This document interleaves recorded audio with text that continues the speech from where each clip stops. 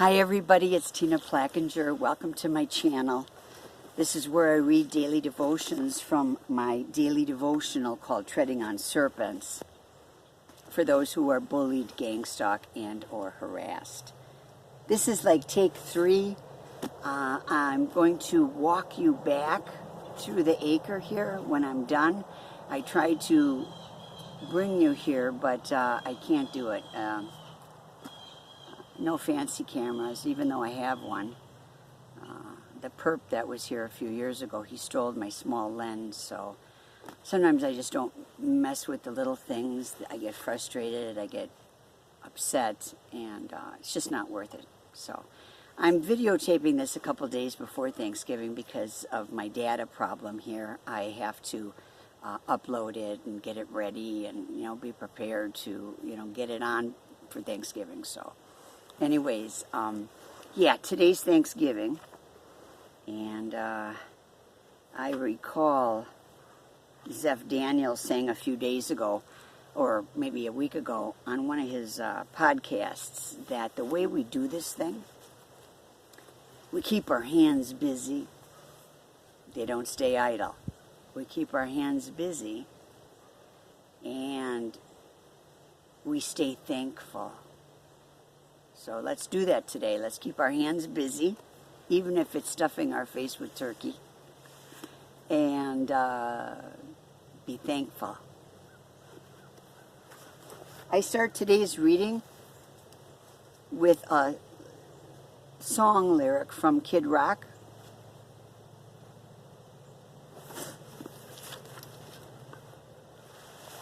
So I think I'll keep walking with my head held high.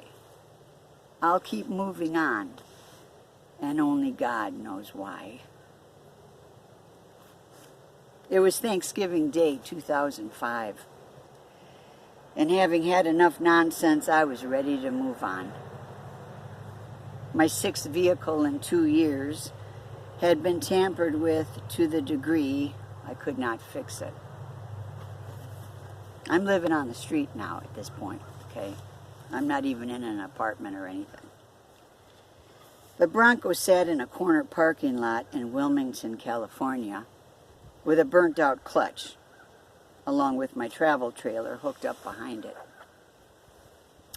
I had been there for 2 weeks, and LAPD was starting to turn up the heat.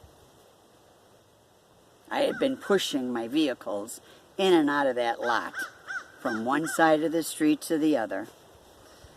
I was hungry, thirsty, dirty, and tired. My storage units, plural, my storage units of personal belongings and irreplaceable bodybuilding memorabilia, as well as any gym equipment, were long gone. I was willing to let go of the little bit left that I had. Let me rephrase that. I was willing to let go of the little bit that I had left, which was junk anyway, if it meant getting out of there alive. I sat down and told God that I would leave the West Coast where, obviously, nobody wanted me. I had been against this decision from day one, but I had lost both the battle and the war. And it was time I came to grips with my defeat. I didn't know how to do that for a long time. I would walk away from everything I had been familiar with for the past 25 years if I could only get a vehicle to take both Mama and Pretty Girl with me. There was no way I would leave without them, though they were the 2 junkyard dogs that I met down there that saved my life time and time again. Later that day, I would not have seen that opportunity had I blinked twice. 7 hours later, we were in Arizona. I figured my request must have been aligned with God's will, since the opportunity never arose until I asked Him for it. I guess I needed to be willing to let go of everything. Not knowing my next move, I pressed on in faith.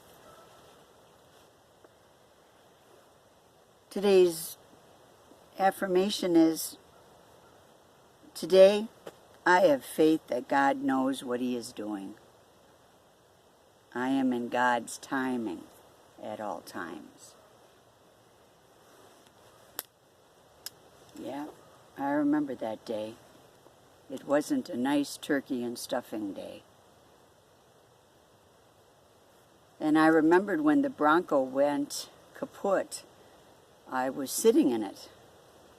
Talk about brazen. And somebody from down there, from the junkyards, somebody came up to me and was talking to me at the window.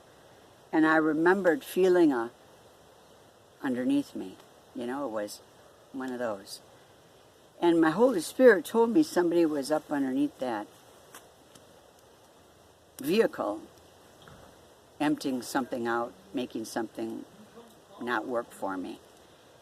And somebody is coming behind me now. And anyways, I hope that he doesn't talk too loud because I do want to finish this. Anyways, the Holy Spirit told me that somebody was underneath there. And I thought it was sabotage, my own thinking, my stinking thinking. And so I dismissed it, which I did for a long time. I didn't listen to the Holy Spirit, and the Holy Spirit was always there telling me things.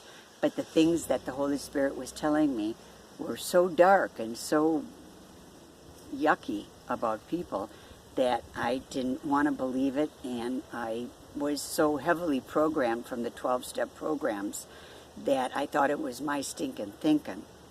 So I always dismissed what my gut told me and what the Holy Spirit told me. So that's what happened. I don't know what he drained, but it was very shortly after that that the Bronco wouldn't move forward anymore. And so I don't know what that was about. But anyways, I have a gift for you guys today.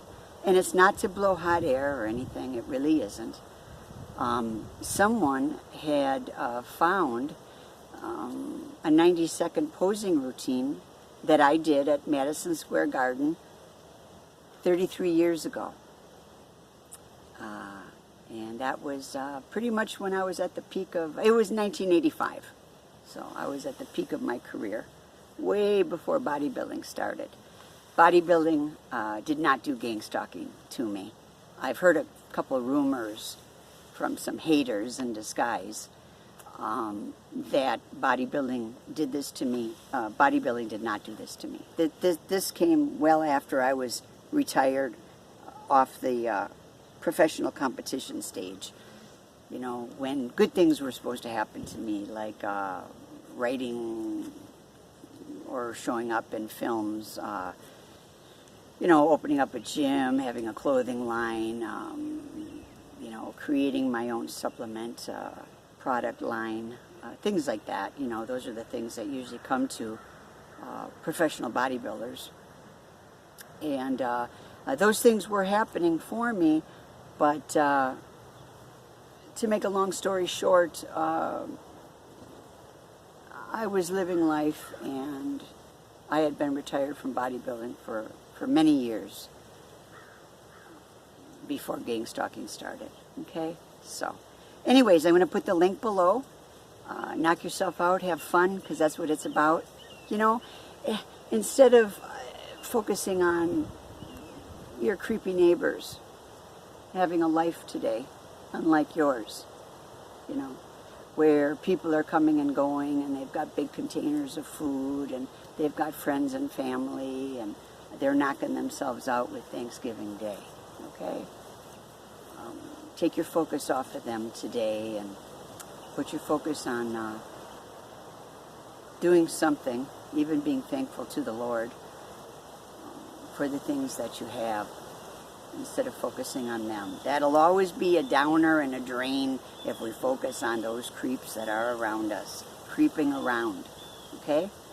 Anyways, I'd like to walk you back to the house with me. I hope it's not too jumpy, and I hope it works, because I've really gone out of my way to share the walk today with you. I'm glad to be in Georgia. last 2 Thanksgivings I was in Chicago, and it's way colder there. Anyways, sounds like the kids are getting ready to leave here behind me, so I will turn this around and we will walk back to the house. There's Sally, and there's Vinny. Vinny's the kingpin, okay. Here's little Vanilla. That's little Vanilla. Hot Rod Manila. Okay, Vanilla Panilla. And this is the acre on a cold fall day. Sun's not shining too much out here. But, yeah, I sure am grateful that I'm alive today. Like I said, I had to make this a couple days before Thanksgiving so I could upload it and have it right and all that, because of the data issue out here. So I actually have a honeysuckle white turkey breast or a turkey in my freezer, and let me just make that straight. There we go. So I've got to take that out and thaw it.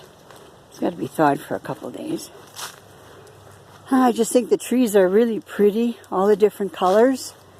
You know, you look at stuff like this and, you know, it makes you really realize that God's got all the power, you know.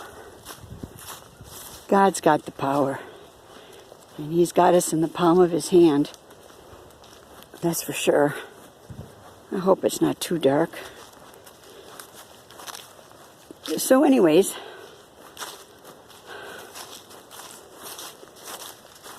let's see here. There they come. Here comes the rest of the family here. Come on, guys. Let's go in the house. Anyways, stay in the fight. Focus on Jesus. I'll see you guys soon. God bless you.